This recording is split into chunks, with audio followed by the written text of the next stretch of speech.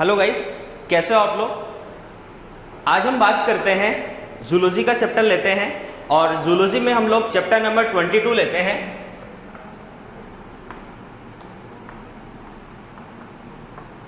देखो chapter number 22 जो है वो है मानव पाचन तंत्र। इंग्लिश में अगर बात करें तो ह्यूमन डाइजेस्टिव सिस्टम।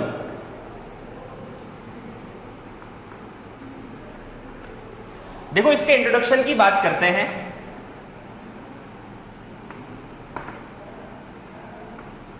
सबसे पहली चीज तो हमारे पास आता है पाचन किसे कहा जाएगा। देखो पाचन का मतलब यह होता है कि ऐसे पदार्थ जो बड़े बड़े अणु के रूप में थे उन्हें छोटे छोटे अणुओं के रूप में विभक्त करना, विभेदित करना पाचन कहलाता है। यानी जटिल कार्बनिक पदार्थ को सरल कार्बनिक पदार्थों में परिवर्तित करने की जो प्रक्रिया होती है वो पाचन कहलाती है। कुल मिला के बात करें तो जटिल कार्बनिक पोषक पदार्थों को सरल कार्बनिक पोषक पदार्थों में विभक्त करने की जो क्रिया होती है उसे पाचन कहा जाता है। अब ऐसे कौन कौन से जटिल कार्बनिक पदार्थ हैं जिन्हें पाचन की क्रिया के द्वारा सरल कार्बनिक पदार्थों में विभक्त किया जाता है, उनके बारे में बात करते हैं। सबसे पहली चीज आती है, ये तो है जटिल कार्बनिक पदार्थ। इसके बाद ये है सरल कार्बनिक पदार्थ। जटिल कार्बनिक पदार्थों की अगर हम लोग बात करते हैं तो सबसे पहला नाम हमारे पास आता है कार्बोहाइड्रेट। कार्बोहाइड्रेट जो होता है उसे पाचन की क्रिया के फलस्वरूप या पाचन की क्रिया के फलस्वरूप ये कार्बोहाइड्रेट जो होता है वो सरल कार्बनिक पदार्थों में टूटता है और वो सरल कार्बनिक पदार्थ होते हैं ग्लूकोज, फ्रक्टोज। ठीक है, आगे अगर हम लोग बात करें कार्बोहाइड्रेट के बाद अगला जो जटिल कार्बनिक पदार्थों में बात करें तो वो हमारे पास आता है प्रोटीन। प्रोटीन जो होता है वो विभक्त होता है सरल कार्बनिक पदार्थों में अमीनो अम्ल में। उसके बाद वसा। ये वसा या फैट जो होता है जिसे लिपिड भी कहा जाता है, ये टूटता है दो प्रकार के पदार्थों में, वसीय अम्ल और ग्लाइकोजन। उसके बाद बात करते हैं हमारा जो भोजन होता है उसमें एक और पदार्थ होता है जिसे कहा जाता है न्यूक्लिक अम्ल, जिसके बारे में हम लोगों ने 11वीं क्लास में बात करी थी। ये जो न्यूक्लिक अम्ल जो होता है वो विभक्त होता है न्यूक्लियोटाइड और न्यूक्लियोसाइड। इसके बारे में हम लोगों ने बात करी थी कि न्यूक्लियोसाइड का निर्माण जो होगा वो दो प्रकार के पदार्थों से होगा। अगर जो पेंटोज शर्करा जो होती है उस पेंटोज शर्करा के साथ अगर नाइट्रोजन क्षार आकर जुड़ जाती है तो ये न्यूक्लियोसाइड कहलाते हैं। और इसी न्यूक्लियोसाइड के साथ अगर शर्करा नामक जो पदार्थ होता है, यानी कुल मिला के न्यूक्लियोटाइड जो बनेगा वो न्यूक्लियोसाइड से बनेगा। न्यूक्लियोसाइड का निर्माण तो पेंटोज शर्करा और नाइट्रोजन क्षार से होता है और इसी पेंटोज शर्करा और नाइट्रोजन क्षार से मिलकर बने न्यूक्लियोसाइड के साथ या फिर इन दोनों के साथ अगर हम लोग फास्फोरिक अम्ल को जोड़ देते हैं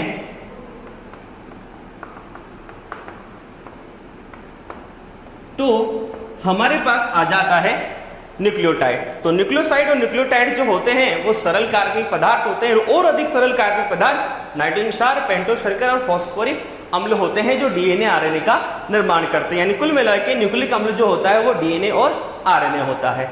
ये तो हम लोगों ने बात करी कि जो मानव पाचन तंत्र जो होता है उसमें पाचन जो होता है उसका मतलब क्या होता है। अब आगे बात करते हैं मानव पाचन तंत्र जो हमारा मेन टॉपिक है। तो मानव पाचन तंत्र की अगर हम लोग बात करते हैं तो सबसे पहली चीज तो हमारे पास ये आती है कि मानव पाचन तंत्र जो होता है वो दो प्रकार का होता है। अब इसके प्रकारों में अगर बात करें तो सबसे पहला जो प्रकार हमारे पास आता है, पहला प्रकार आता है बाह्य पाचन और एक आता है आंतरिक पाचन। ठीक है, तो देखो बाह्य पाचन जो होता है, यानी अगर भोज्य पदार्थों का पाचन जो होगा वो किसी अंग में संपन्न होता है तो उसे बाह्य पाचन कहा जाता है, और अगर भोज्य पदार्थों का पाचन कोशिका के भीतर संपन्न होता है तो वो कहलाता है आंतरिक पाचन। तो बाह्य पाचन का मतलब ये होता है कि अगर जैसे मनुष्य की बात करें तो मनुष्य में पाचन की क्रिया जो होती है वो छोटी आंत और आमाशय में संपन्न होती है तो उसे कहा जाता है बाह्य पाचन। और मनुष्य में आंतरिक पाचन भी पाया जाता है जो कोशिका के अंदर संपन्न होता है। हम आगे श्वसन वाला जो चैप्टर है उसमें बात करेंगे। श्वसन वाला जो चैप्टर है उसमें यही है कि कार्बोहाइड्रेट जो होता है, यानी जो कार्बोहाइड्रेट होते हैं उसके ऑक्सीकरण की क्रिया श्वसन कहलाती है, जिसके फलस्वरूप जो ग्लूकोज जो होता है उससे ऊर्जा प्राप्त होती है। तो वही बात करेंगे। तो आंतरिक पाचन का मतलब होता है कोशिका के भीतर होने वाला पाचन आंतरिक पाचन कहलाता है, और जो कोशिका के बाहर जो पाचन होता है उसे बाह्य पाचन कहते हैं, जो विभिन्न प्रकार के अंगों में संपन्न होता है। तो कुल मिलाकर अगर देखा जाए तो एक कोश के जो जीव होते हैं उनमें आंतरिक पाचन पाया जाता है, और बहुकोश के जीवों में बाह्य पाचन भी पाया जाता है और आंतरिक पाचन भी पाया जाता है। ये तो हमने बात करी पाचन के प्रकारों की। अब बात करते हैं मानव पाचन तंत्र जो होता है उसे दो भागों में विभक्त किया गया है। तो वो दो भाग कौन कौन से हैं? मानव पाचन तंत्र। मानव पाचन तंत्र की बात करें तो मानव पाचन तंत्र को दो भागों में डिवाइड करके पढ़ा जाता है। पहला भाग इसका आता है आहार नाल, जिसे एलिमेंट्री कैनाल भी कहा जाता है, और एक होता है सहायक पाचन ग्रंथियां, इंग्लिश में इसे बोलते हैं एसोसिएटेड ग्लैंड।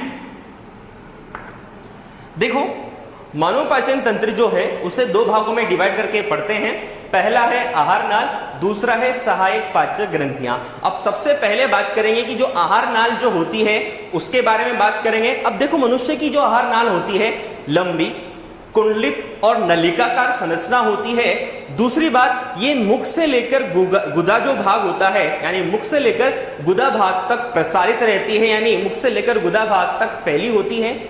और ये सबसे विशेष प्रकार की ग्रंथि होती है जिसमें भोजन का अंतःग्रहण, पाचन, उसके बाद अवशोषण, स्वांगीकरण और बहिक्षेपण। अगर इन्हें इंग्लिश में ट्रांसलेट करें तो अंतःग्रहण को बोला जाता है इंजेशन, पाचन जो था उसे बोला जाता है डाइजेशन, अवशोषण को बोला जाता है एब्जॉर्प्शन, स्वांगीकरण को बोला जाता है एसिमिलेशन, और बहिक्षेपण को बोला जाता है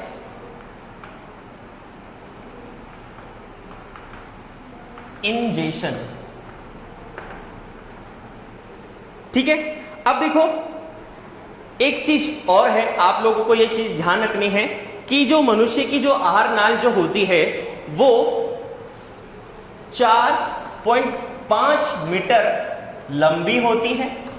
मनुष्य की जो आहार नाल होती है वो 4.5 मीटर लंबी होती है, और उसकी डेथ के बाद, यानी मनुष्य की अगर डेथ हो जाती है तो ये 7 से 8 मीटर लंबी हो जाती है। तो ये आप लोगों को ध्यान रखना है।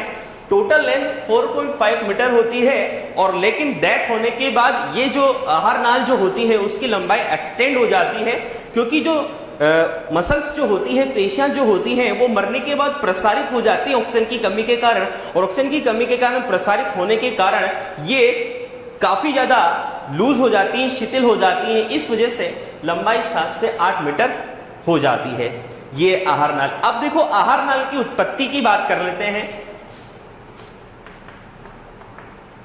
देखो आहार नाल की उत्पत्ति या ओरिजिन की अगर हम लोग बात करें तो पहली चीज तो हमारे सामने ये आती है कि उत्पत्ति या ओरिजिन का मतलब क्या होता है। तो देखो मनुष्य जो होता है वो भ्रूणीय अवस्था में होता है, और भ्रूणीय अवस्था के बारे में हम लोग डिटेल से बात करेंगे। एमब्रियोलॉजी आपकी पूरी यूनिट है, उसके बारे में बात करेंगे। तो सबसे पहले होता क्या है, शुक्राणु और अंडाणु आपस में संलयित होते हैं, और शुक्राणु अंडाणु के संलयित होने से जाइगोट का निर्माण होता है। और यही जो जाइगोट होता है, इस जाइगोट में विदलन की क्रिया के फलस्वरूप सबसे पहले 16 कोशिका अवस्था मोरुला अवस्था आती है। मोरुला अवस्था के बाद ब्लास्टुला अवस्था आती है, और ब्लास्टुला अवस्था के बाद गैस्टुला अवस्था का निर्माण होता है। इसी गैस्टुला अवस्था जो होती है उसमें भ्रूण के 3 जनन स्तर बनते हैं, एक्टोडर्म, मेसोडर्म और एंडोडर्म। तो ये एक्टोडर्म, मेसोडर्म और एंडोडर्म जो होती हैं, ये तीनों जनन स्तर होती हैं, और इन तीनों जनन स्तरों से मनुष्य के शरीर के अलग अलग अंगों का निर्माण होता है। तो उसी में हमारी पाचन तंत्र की हम लोग बात करें तो पाचन तंत्र का जो निर्माण होता है वो 2 जनन स्तरों से होता है, जिसे कहा जाता है एक्टो एंडोडर्मल। यानी इसका मतलब यह हुआ कि जो मनुष्य की जो पाचन तंत्र जो होता है उसकी जो उत्पत्ति होती है वो एक्टो एंडोडर्मल प्रकार का होता है।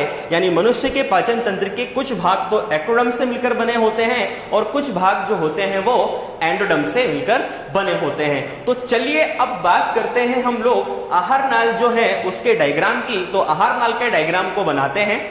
अब बात करते हैं मानव पाचन तंत्र जो है उसमें आहार नाल के डायग्राम को बनाते हैं और समझते हैं कि कौन कौन से भाग जो होते हैं वो कहां कहां किस किस पोजीशन में पाए जाते हैं। चलिए उसके बारे में बात करते हैं। देखो, डायग्राम को बनाने के लिए आप लोगों को ज्यादा कुछ ध्यान नहीं रखना है, आप लोगों को बस राइट हैंड साइड और लेफ्ट हैंड साइड का ध्यान रखना है कि हमारा जो राइट साइड जो होता है, ज्यादातर जो पर्सन्स होते हैं वो राइट हैंड का यूज करते हैं, और राइट हैंड जो होता है उस राइट हैंड से अगर हम लोग डायग्राम बना रहे हैं तो आप लोगों को डायग्राम जब बनाते हो तो डायग्राम में इस राइट साइड को लेफ्ट साइड मानना है और लेफ्ट साइड को राइट साइड मानना है, क्योंकि जब भी ह्यूमन बॉडी का डायग्राम बनता है वो ऐसा सीधा बनता है। तो सीधा होते ही मेरा राइट हैंड इधर आ जाता है और लेफ्ट हैंड इधर आ जाता है। तो डायग्राम में आप लोगों को ये ध्यान रखना है कि जब हम ऐसे मुड़ते हैं तो ये राइट हैंड जो है वो इस साइड, राइट साइड जो है वो आपकी लेफ्ट साइड है और लेफ्ट साइड आपकी राइट साइड है। तो देखो डायग्राम में आपको बिल्कुल समझ में आ जाएगा इस चीज के बारे में। देखो, सबसे पहली चीज जो आती है वो हमारा माउथ आता है। ठीक है, माउथ जो होता है वो बकल कैविटी में ओपन होता है। ठीक है, अब ये बकल कैविटी है, ये वाला जो पार्ट होता है ये बकल कैविटी वाला पार्ट होता है।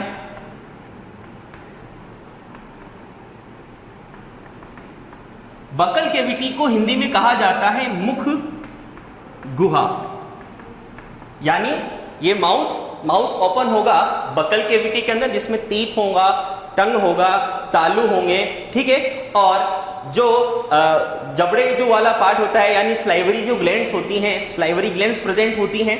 तो देखो, माउथ ओपन होगा बकल कैविटी में, और ये जो बकल कैविटी जो होती है वो ओपन होती है फेरिंग्स में। फेरिंग्स में ओपन होगी, फेरिंग्स आगे जाकर ओपन होगा इसोफेगस में। इसे हिंदी में बोलते हैं ग्रसनी और इसे बोलते हैं ग्रसिका। देखो, इसी बकल कैविटी वाले पार्ट में यहां पर पाई जाती हैं स्लाइवरी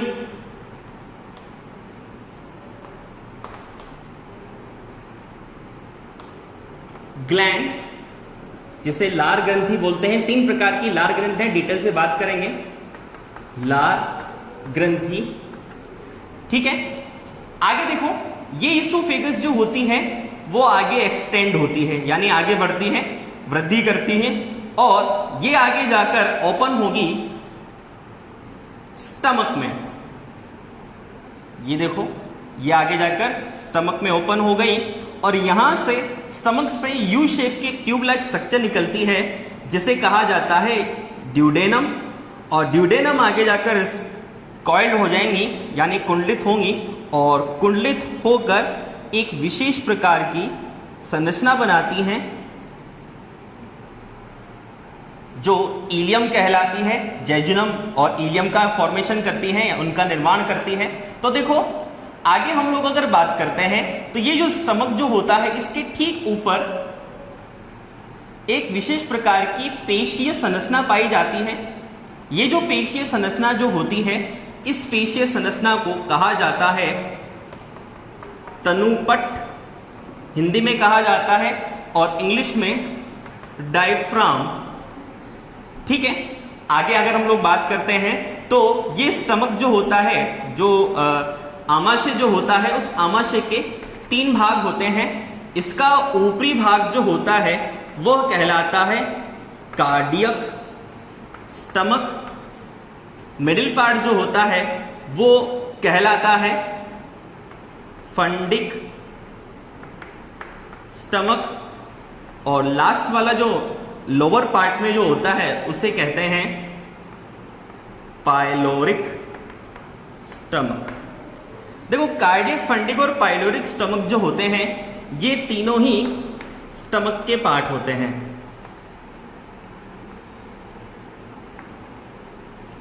ठीक है, अब कार्डियक स्टमक क्यों बोला जाता है? क्योंकि कार्डियक स्टमक के ठीक ऊपर ही हर्ट होता है। इस जगह जो होता है, ये वाला जो पार्ट होता है, यहाँ पर हर्ट होता है, तो हर्ट के जस्ट नीचे वाला जो पार्ट होता है स्टमक का, इसलिए से कार्डियक स्टमक कहा जाता है। आगे बात करते हैं।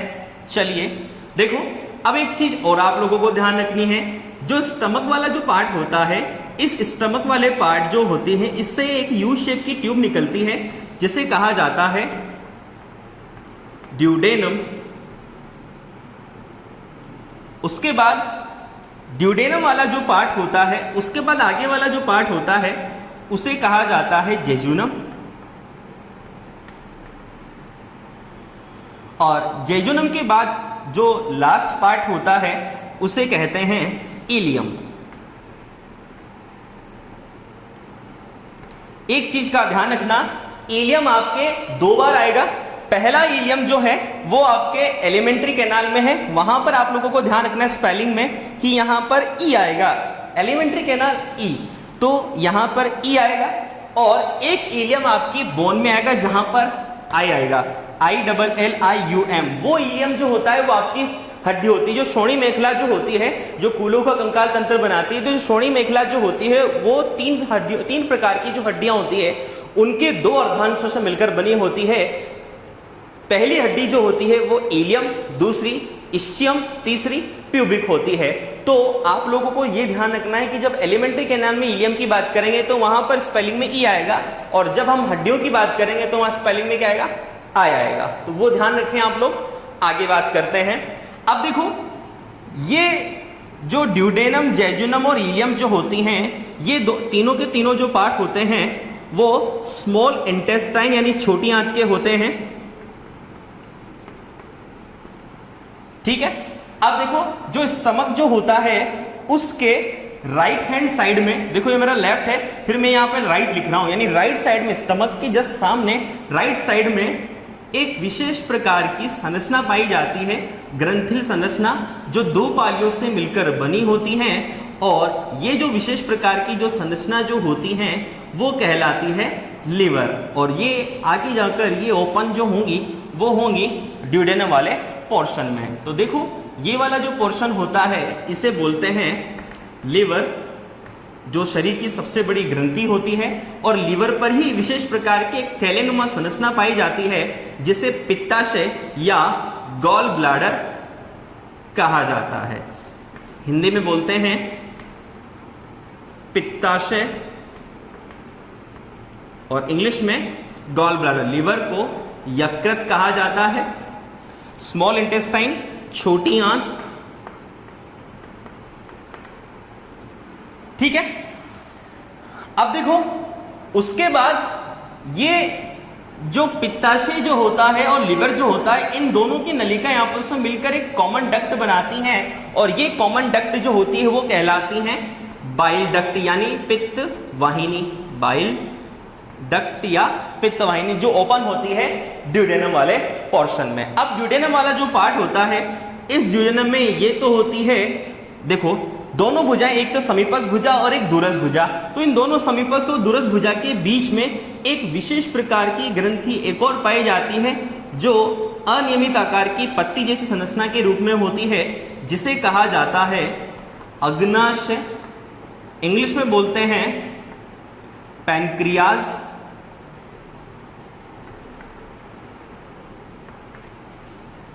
तो देखो अग्नाशय और पैंक्रियाज जो होता है वो ग्रंथि होती है विशेष प्रकार की, और ये भी विशेष प्रकार के जो पाचक रस होते हैं उनका स्त्रवण करती है। अग्नाशय के द्वारा अग्नाशय रस का स्त्रवण होता है और यकृत के द्वारा पित्त रस का स्त्रवण होता है। जो स्टमक जो होता है या आमाशय जो होता है उसमें पाई जाती है विशेष प्रकार की जठर ग्रंथियां, और ये जो जठर ग्रंथियां जो होती हैं, ये विशेष प्रकार की जो जठर ग्रंथियां होती हैं वो जठर रस का स्त्रवण करती हैं। आगे बात करते हैं, अब देखो ये जो छोटी आंत होती है वो विशेष प्रकार की एक संरचना में खुलती है, नलिकाकार संरचना में, जिसे कहा जाता है बड़ी आंत। तो छोटी आंत के बाद हमारी बड़ी आंत स्टार्ट होती है। ये देखो ये बड़ी आंत, तो बड़ी आंत जो होती है वो विशेष प्रकार के स्ट्रक्चर लिए होती हैं। देखा जाए तो ये भी यू शेप में ही होती हैं।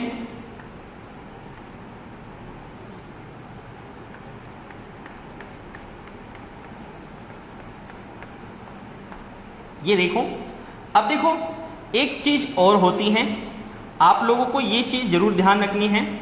देखो छोटी आंत किस में जाकर खुलेगी? बड़ी आंत में। अब बड़ी आंत जो होती हैं वो विशेष प्रकार के कक्षनुमा संरचनाओं से मिलकर बनी होती हैं। इन कक्षनुमा संरचनाओं को होस्ट्रा कहा जाता है। हम जब इसको डिटेल से अलग अलग पार्ट्स के बारे में बात करेंगे तो वहां पर डिटेल्स इसको पढ़ने का प्रयास करेंगे। यहां तो हम केवल कॉमन स्ट्रक्चर पढ़ रहे हैं कि ह्यूमन डाइजेस्ट सिस्टम जो होता है या मनुष्य का पाचन तंत्र जो होता है वो किस प्रकार का होता है, उसमें कौन कौन से अंग किस किस पोजीशन में उपस्थित होते हैं वो बात करते हैं। तो देखो अब यहां पर ये जो एक उंगली नुमा उभार के रूप में जो संरचना है इसे कहा जाता है परिशेषिका। ये जो परिशेषिका जो होती है उसे अपेंडिक्स कहा जाता है। और ये अपेंडिक्स जो होती है वो सीकम, अब देखो बड़ी आंत जो होती है उसके 3 भाग होते हैं। पहला ये वाला जो भाग होता है जो सबसे कम विकसित होता है, मनुष्य में अवशेष मात्र होता है, उसे कहा जाता है सीकम। इंग्लिश में भी सीकम बोलते हैं, सीकम।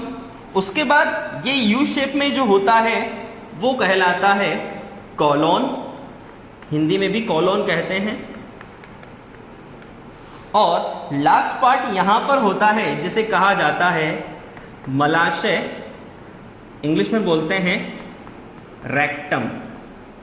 और ये तीनों के तीनों जो पार्ट होते हैं वो होते हैं लार्ज इंटेस्टाइन, हिंदी में वो जिसे बोलते हैं बड़ी आंत। ठीक है, और लास्ट में ये वाला जो पार्ट होता है उसे गुदा कहा जाता है, इंग्लिश में एनस। ठीक है, तो ये हमारे पास मनुष्य के पाचन तंत्र के बारे में एक सामान्य चित्र जो आप लोगों ने छोटी क्लासों में पढ़ा होगा, इसी के बारे में हम लोगों डिटेल से बात करेंगे। देखो ड्यूडेनम वाला जो पोर्शन होता है इसे ड्यूडेनम को हिंदी में ग्रहणी भी कहा जाता है। जेजुनम वाला जो पार्ट होता है इसे अग्र शुद्रांत्र कहा जाता है और इलियम को शुद्रांत्र कहा जाता है हिंदी में।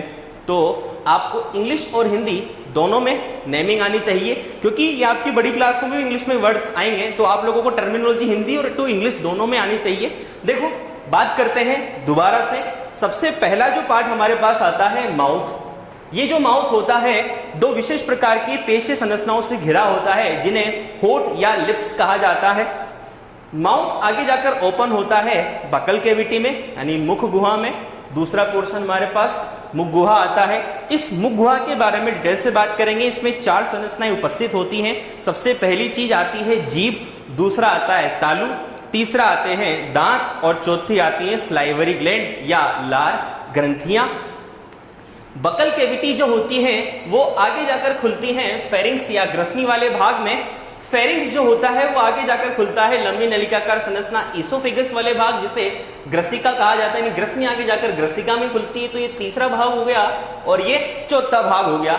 ग्रसिका वाला जो भाग होता है ये ग्रसिका डायफ्राम को भेदते हुए यानी डायफ्राम से नीचे आगे बढ़ता हुआ आमाशय में जाकर खुलता है। आमाशय सबसे बड़ी आहार नाल का सबसे चौड़ा भाग होता है और ये आमाशय जो होता है वो 3 भागों से मिलकर बना होता है, cardiac stomach, fundic stomach, pyloric stomach. इनके बारे में डिटेल से बात करेंगे।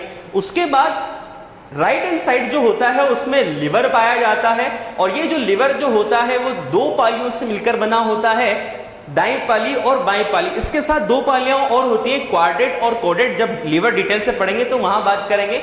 उसके बाद इसी के ऊपर थैलेनुमा संरचना के रूप में एक गॉल ब्लैडर या पित्ताशय पाया जाता है और ये पित्ताशय जो होता है वो पित्तरस का संग्रह करता है। बाकी संश्लेषण और स्त्रवण जो होता है वो यकृत के द्वारा किया जाता है। यानी पित्तरस का संश्लेषण और स्त्रवण जो होता है वो यकृत के द्वारा किया जाता है, केवल संग्रह गॉल ब्लैडर में या पित्ताशय में किया जाता है। और ये बाइल डक्ट यानी पित्त वाहिनी के द्वारा किसमें आकर खुलता है, ग्रहणी वाले भाग में। यू आकार की जो नलिका होती है वो ग्रहणी या ड्यूडेनम कहलाती है, इसे ग्रहणी कहते हैं। और जेजुनम जो होता है उसे अग्र शुद्रांत्र और इसे ओनली शुद्रांत्र। ठीक है, तो देखो अब छोटी आंत जो होती है उसके 3 भाग होते हैं, युवाकार की नलिका के रूप में ड्यूडेनम, उसके बाद कुंडलित नलिकाकार संरचना के रूप में जेजुनम और सबसे बड़ा छोटी आंत का सबसे बड़ा वो लंबा भाग जो होता है वो इलियम।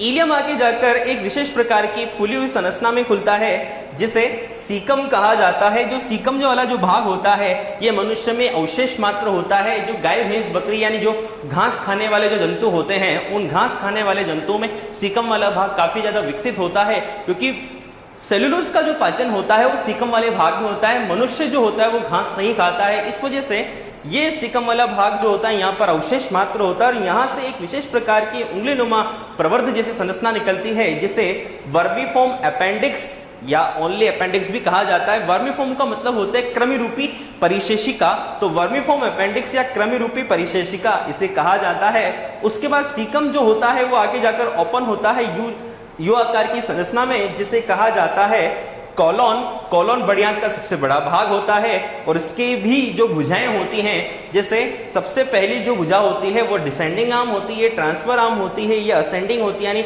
आरोही भुजा, अनुप्रस्थ भुजा और अवरोही भुजा, और लास्ट में सिग्मोइड या एस आकृति की भुजा होती है।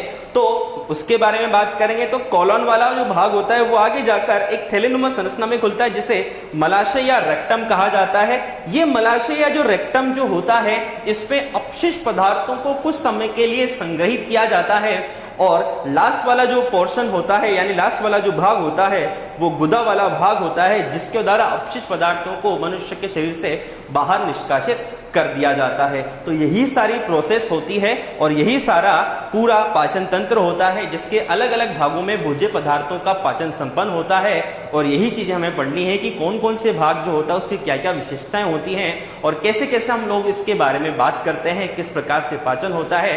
तो चलिए सबसे पहले स्टार्ट करेंगे हम लोग माउथ से। तो माउथ के बारे में बात करते हैं। अब देखो डाइजेस्टिव सिस्टम जो होता है, पाचन तंत्र जो होता है, उसमें हम लोग आहार नाल की बात कर रहे थे।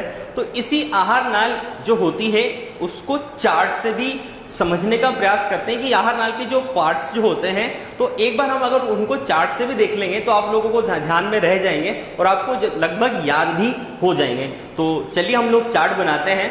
तो देखो ये हमारी एलिमेंट्री कैनाल,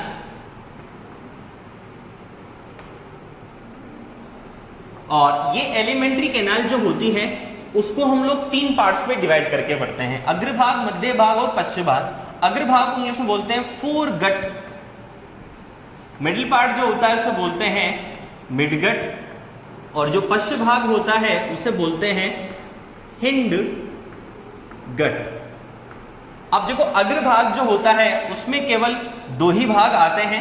पहला भाग आता है माउथ, और माउथ ओपन होगा बक्कल कैविटी में।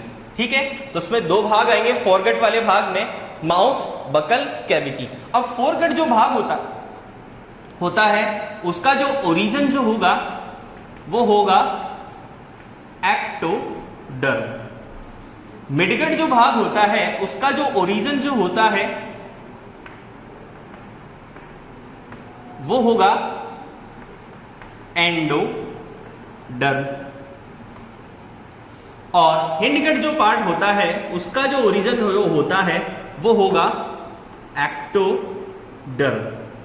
यानी कुल मिलाकर आप लोग ध्यान से लॉजिक लगाकर देखें तो फॉरगेट भी बाहर वाला पार्ट होता है, क्योंकि माउथ और बकल केविटी बाहर वाला एक्सटर्नल पार्ट होता है, तो उसका फॉर्मेशन कौन कर रहा है? एक्टोडर्म।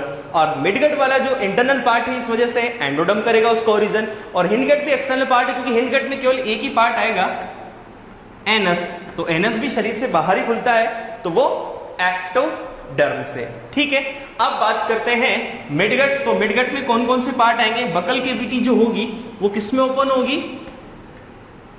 फेरिंग्स। ठीक है, फेरिंग्स आगे जाकर ओपन होगा इसोफेगस। इसोफेगस जो होगा वो आगे ओपन होगा स्टमक, और स्टमक जो आगे ओपन होगा वो इंटेस्टाइन। ठीक है, स्टमक जो होता है उसके 3 पार्ट,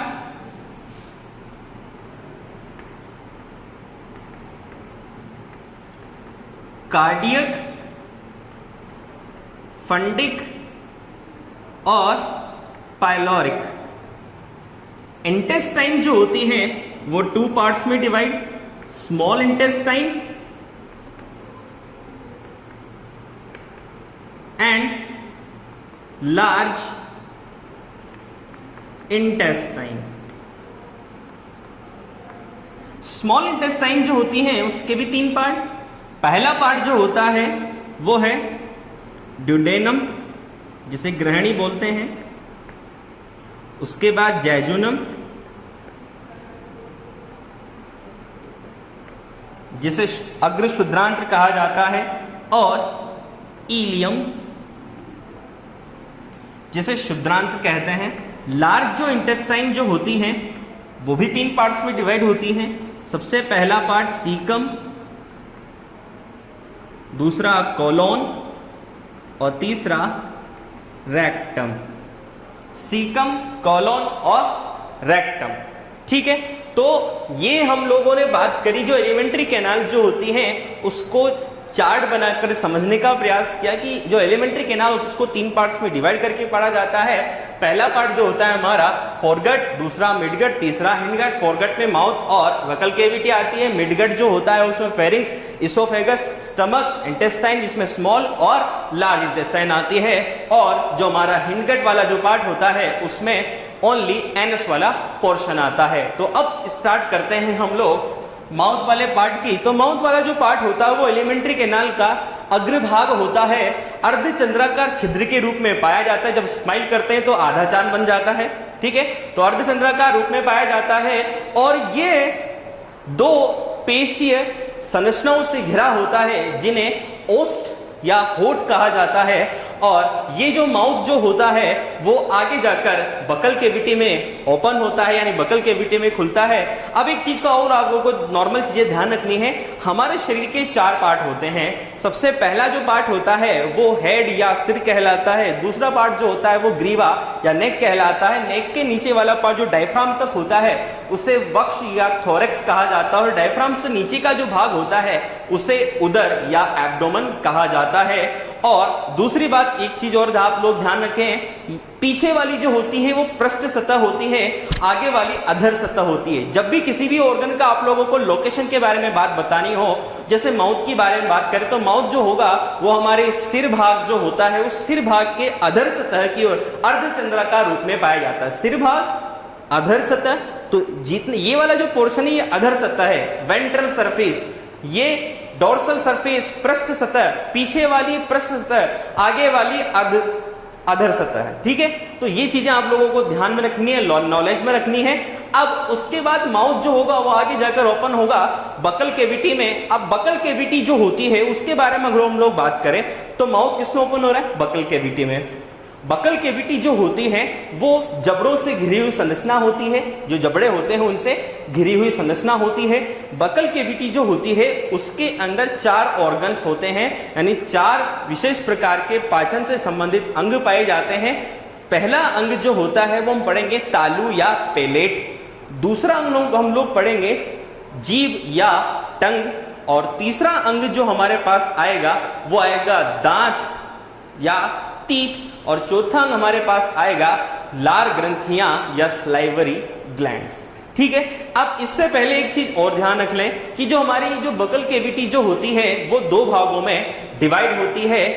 दो भाग में पहला जो भाग आता है वो हमारे पास आता है बकल कैविटी का पहला भाग वेस्टिबुलाई, पहला भाग, और दूसरा भाग आता है प्रोपर ओरल कैविटी।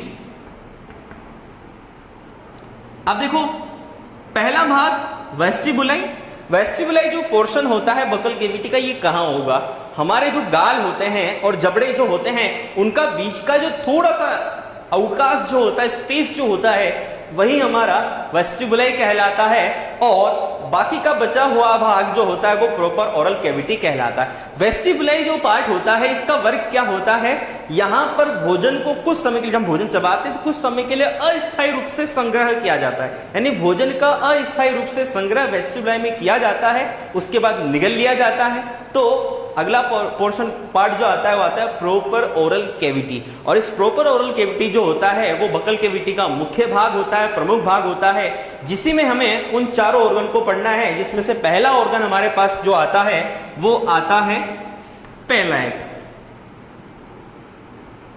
पैलेट जिसे तालू कहा जाता है। उसके बाद पैलेट के बाद हम लोग पढ़ेंगे टंग, जिसे जीभ कहते हैं, और टंग के बाद जो हमारे पास आएगा वो आएगा टीथ, और लास्ट स्लाइवरी ग्लैंड, जिसे हम लोग एसोसिएटेड ग्लैंड वाला जो टॉपिक होगा उसमें पढ़ेंगे, यहां पर इसको ऐसे ही छोड़ देंगे। तो पैलेट, टंग और टीथ और स्लाइवरी ग्लैंड कहां पर होती है, प्रॉपर ओरल कैविटी के अंदर। तो देखो सबसे पहले हम लोग बात करें तो हमारे पास आता है पैलेट। ठीक है, पैलेट की बात करें तो ऐसे नॉर्मली जब हम डायग्राम से बात करेंगे, अभी नॉर्मली आप लोग समझ लें, पैलेट या तालू जो होता है, जो गुहा यानी बकल कैविटी को जब हम ऊपर करते हैं, यानी ऊपर वाला जो पार्ट होता है जिसे रूफ कहा जाता है, यानी छत, तो बकल कैविटी के जो छत वाला जो भाग होता है, रूफ वाला जो भाग होता है, इस रूफ वाले भाग को तालू या पैलेट कहा जाता है, जो दो भागों में डिवाइड होता है। पहला जो भाग होता है जिसे हार्ड पैलेट कहा जाता है, जब जीभ को हम ऊपर टच करते हैं तो ये टाइट टाइट सा जो पोर्शन दिखाई देता है लाइनिंग वाला, वो पैलेट वाला पार्ट होता है, और इसके जब जीभ को पीछे की तरफ किया जाता है तो थोड़ा लूज सा हमें फील होता है, वो होता है सॉफ्ट पैलेट। हार्ड पैलेट यानी कठोर तालू, और सॉफ्ट पैलेट यानी कोमल तालू। तो इन सब के बारे में बात करेंगे अगली क्लास में। तो आज हम लोगों ने बात करी कि जो मनुष्य का पाचन तंत्र जो होता है वो कितने भागों में डिवाइड होता है, और मनुष्य के पाचन के फलस्वरूप जो भोज्य पदार्थ होते हैं उन्हें किन किन पदार्थों में अपघटित किया जाता है, उसके बारे में हम लोगों ने बात करी। और लास्ट हम लोगों ने बात करी कि जो आहार नाल जो होती है, एलिमेंट्री केनाल जो होती है, उसको कितने पार्ट्स में डिवाइड किया जाता है, कितने भागों में डिवाइड किया जाता है, उसके बारे में हम लोगों ने बात करी। तो अगली क्लास में मिलते हैं।